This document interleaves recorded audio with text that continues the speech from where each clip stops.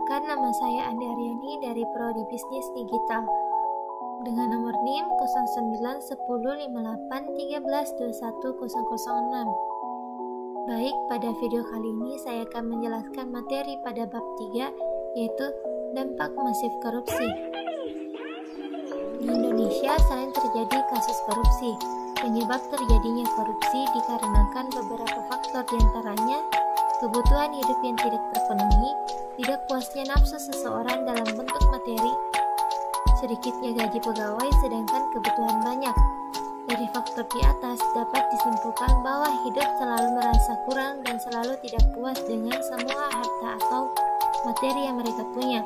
Oleh karena itu, seseorang melakukan berbagai macam cara agar kebutuhan hidupnya terpenuhi, seperti halnya korupsi. Dan ketika seseorang sudah melakukan korupsi, berbagai dampak akan terjadi, seperti dampak korupsi terhadap ekonomi, yaitu tidak adanya motivasi pertumbuhan ekonomi dan investasi, berkurangnya legitimasi dari peran pasar, barang dan jasa berkualitas rendah, mereduksi peran fundamental pemerintah, misalnya pada penerapan dan pembuatan kota proteksi, utang negara semakin meningkat, angka kemiskinan semakin meluas.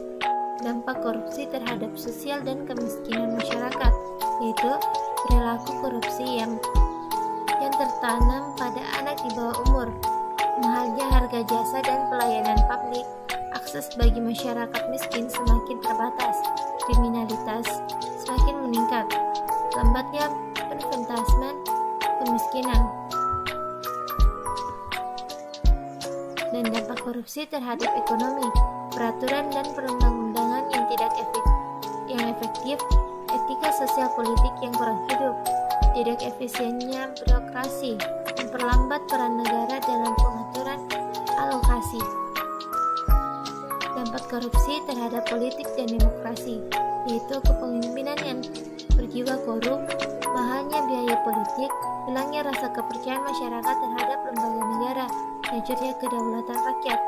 Dampak korupsi terhadap penegakan hukum, yaitu tidak terwujudnya suatu keadilan dalam masyarakat, fungsi pemerintahan tidak dapat terjalan dengan maksimal, hilangnya kepercayaan publik terhadap proses dan lembaga hukum yang bisa dibeli.